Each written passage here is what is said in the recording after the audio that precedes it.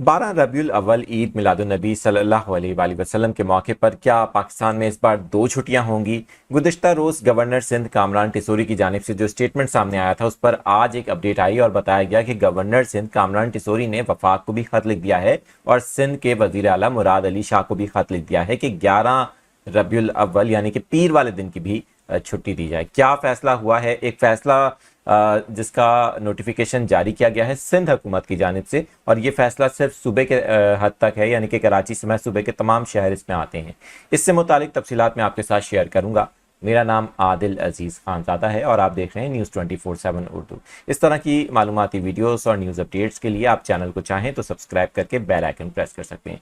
आपको ये भी बता दें कि कामरान टिसोरी की जानिब से वज़ीर आला सिंध मुराद अली शाह को और वज़ीर आज़म शहबाज शरीफ को एक ख़त लिखा गया है जिसमें कहा गया है कि 11 रबीउल अव्वल की छुट्टी दी जाए, और इसके ऊपर अभी तक फैसला नहीं हुआ। लेकिन सिंध हुकूमत ने जो फैसला किया है, बताया गया है कि 12 रबीउल अव्वल यानी कि ईद मिलादुन नबी वाले दिन 17 सितंबर को सूबे भर में छुट्टी होगी और तमाम जो स्कूल्स हैं, कॉलेजेस हैं, यूनिवर्सिटीज़ हैं और साथ ही साथ जो दफातर हैं वो बंद होंगे। वैसे तो ये जो छुट्टी है वफाक की सतह पर या पंजाब की सतह पर पहले ही ऐलान हो चुका है, मगर 11 रबीउल अव्वल की छुट्टी से मुतालिक ये ख़त जो लिखा गया है इसके ऊपर अभी तक कोई फ़ैसला नहीं हो सका है।